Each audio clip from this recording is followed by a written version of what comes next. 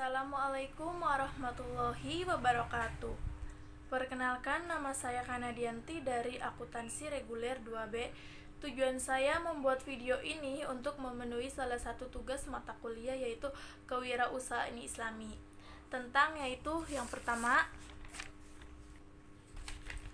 konsep dan definisi kewirausahaan Islami, yaitu kewirausahaan Islami adalah ilmu yang mempelajari tentang nilai, kemampuan dan perilaku seseorang dalam menghadapi tantangan hidupnya. Adapun unsur-unsur atau konsep kewirausahaan Islami yaitu meliputi motivasi, visi, optimisme, komunikasi, dan dorongan semangat, kemampuan memanfaatkan peluang. Yaitu tugas yang kedua yaitu karakteristik entrepreneur Islam, yaitu atau karakteristik kewirausahaan Islami.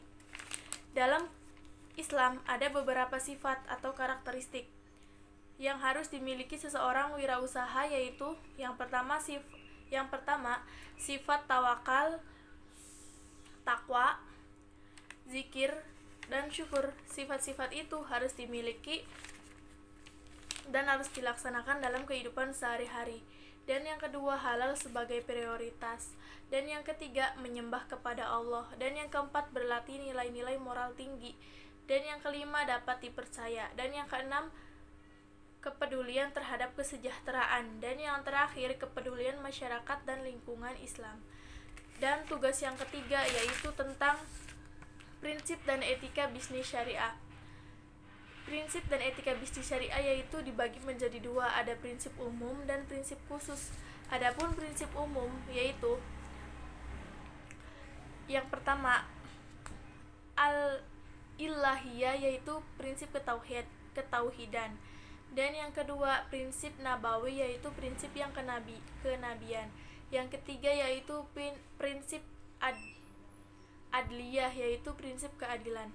Dan yang keempat yaitu prinsip huriyah, yaitu prinsip yang kebebasan. Dan yang kelima yaitu prinsip musawaroh, yaitu prinsip yang kesejahteraan. Dan yang keenam yaitu prinsip ta'awud, yaitu tolong menolong. Adapun prinsip khusus yaitu dibagi menjadi 6, yaitu yang pertama prinsip tabadulul munafiah. Dan yang kedua prinsip pemerataan. Dan yang ketiga prinsip antaradin. Dan yang keempat prinsip adamul magadir. Dan yang keempat prinsip albir wa al-taqwa. Dan yang kelima prinsip musyarakah. Dan yang keenam yaitu prinsip kitabiyah.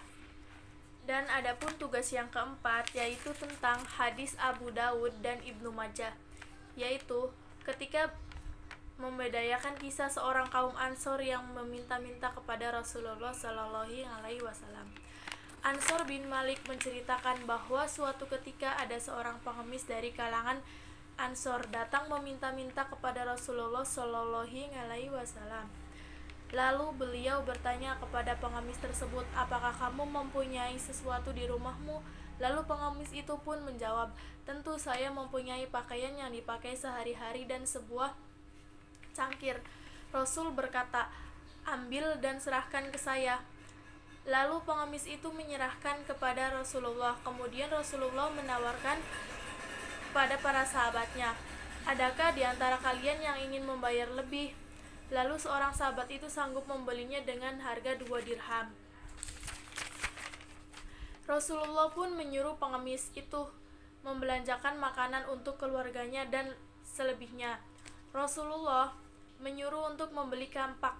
Rasulullah bersabda, "Carilah kayu sebanyak mungkin dan jualah. Selama 2 pekan ini aku tidak ingin melihatmu." Sambil melepas kepergian, Rasulullah pun memberikannya uang untuk ongkos.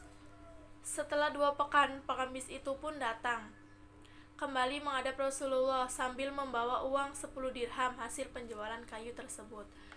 Dan tugas yang kelima yaitu tentang alasan ingin menjadi seorang entrepreneur dan rencana ke depan. Setiap orang akan menghabiskan sepertiga bahkan lebih dari mereka untuk bekerja. Yang pertama yaitu contohnya ingin hidup lebih baik dan layak dicapai, dalam artian yaitu bebas secara keuangan dan waktu.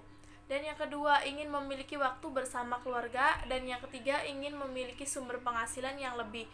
Dan yang keempat, tidak ada pilihan, dalam artian yaitu menjadi seorang pengusaha terkadang menjadi pilihan terakhir yang harus dipilih seseorang karena ketatnya persaingan dan sulitnya mendapatkan pekerjaan. Dan yang kelima yaitu ide yang bisa menjadi sumber penghasilan. Dalam artian yaitu motivasi ini menjelaskan banyak karyawan yang diberhentikan bekerja dan membuka usaha yang tidak jauh berbeda dengan produk pengusaha lainnya. Dan yang keenam yaitu tidak suka diatur dan diperintah oleh orang lain. Dan yang terakhir, ingin membantu banyak orang yang masih pengangguran.